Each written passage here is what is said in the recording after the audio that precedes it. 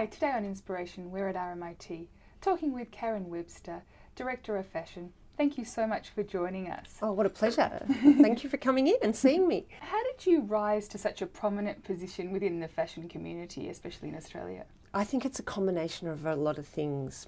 Probably first and foremost it's hard work, but it's also often being in the right place at the right time, the connections you make, but really importantly, the people you work with. I think that no one ever gets into any kind of prominent position without having incredible support around them, with the staff that they work with, the teams, their mentors, their family. So it's a combination of, hard work, great people around you, a little bit of luck, and quite a lot of experience. And then you took a break from the academic world and you went to be the director of the L'Oreal Melbourne Fashion Festival. And that is one of, the biggest consumer fashion events in the world. How did you get into that, and can you tell us a bit more about that? Well, I was really fortunate with the Fashion Festival. It was a seed of an idea in 1996, and some visionaries in the industry had come together because we were going through a recession at the time, and probably not unlike what has happened to us or happened globally in the last couple of years.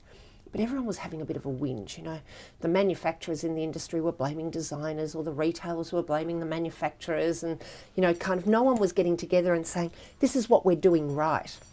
So a group of people said, why don't we celebrate what we do well and send the right messages out there to the customers and excite them? So we got some seed funding from government, and when I say we, I was asked to be on the board of directors, the inaugural board. So we worked on that, and I was on the board for 9 years, and then I got a call one day to come in and meet the chair of the board, and I thought they were going to actually tell me that that was it, my tenure was up. But instead they offered me the position of fashion director or festival director. Yes. And where do you think Australian fashion is headed? And what do you think the difference between Australian fashion is and fashion outside or around the world, Europe and America, Asia? It's interesting at the moment. I think we're at these crossroads. I've just come back from Australian Fashion Week. I actually think the industry needs a bit of a kick up the bum, because I found that a lot of designers are responding to this kind of no-risk approach to fashion, and so have gone quite basic. Well, we can get basic in high street stores. We don't want that from our designers. What we want is a bit of wow factor. If we're going to part with our well-earned dollars at the moment, we want something special. We want something that we feel really good about.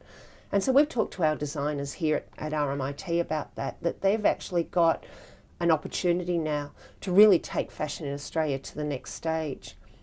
We talked to them about them not designing for the Australian market, but designing for the global market.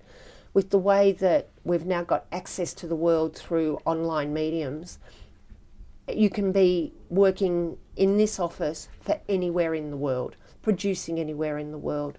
So we can't kind of be mono-focused anymore. We now have to have global standards when we look at anything that we do.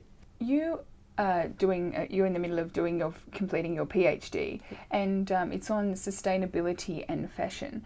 Are you talking about the fact that lots of garments and clothing is made in China, for example, where they don't always think about it? No, I know, I lived there for 5 years. They don't always think about sustainability and the environment, and finding better ways and cheaper ways we can produce fashion.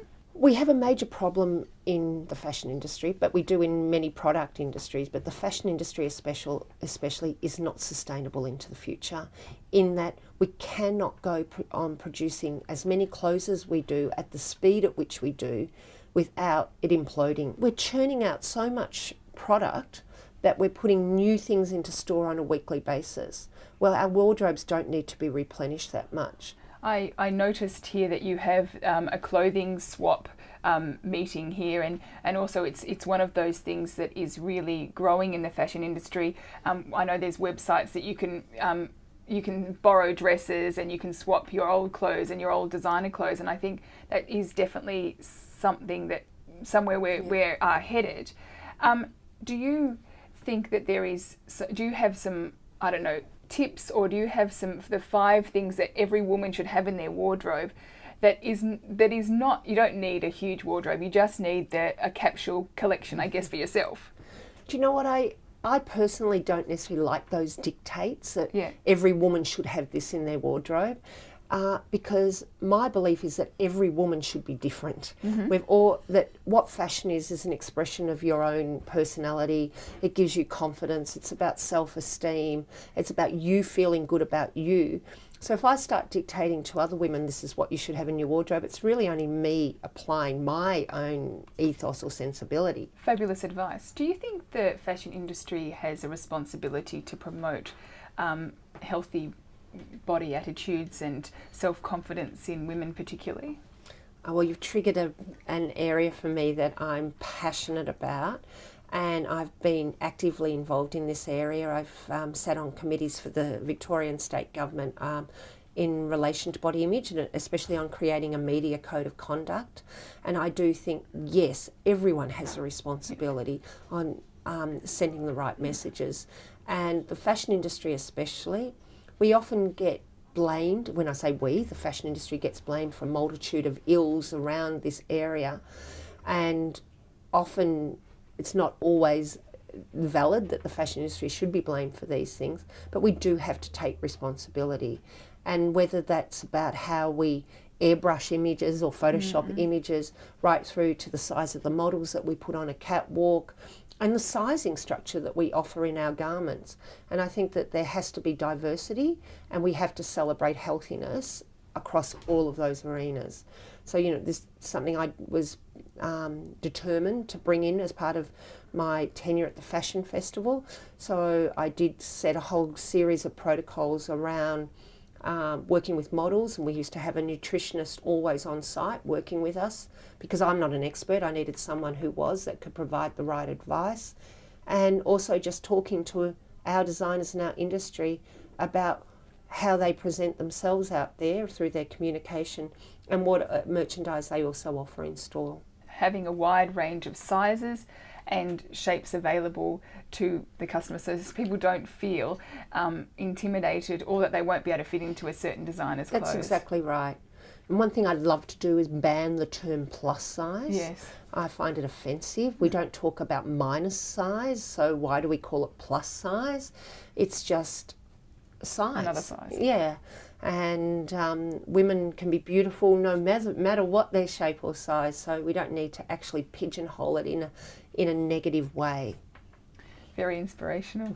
Thank you so much for joining us. Thank you. It has been a pleasure. Thank you, and until next time, be inspired. If you'd like any more information on any of the tips or segments you've seen on today's show, please visit our website, inspirationalwomen.tv. After the break, we get some expert advice on public relations.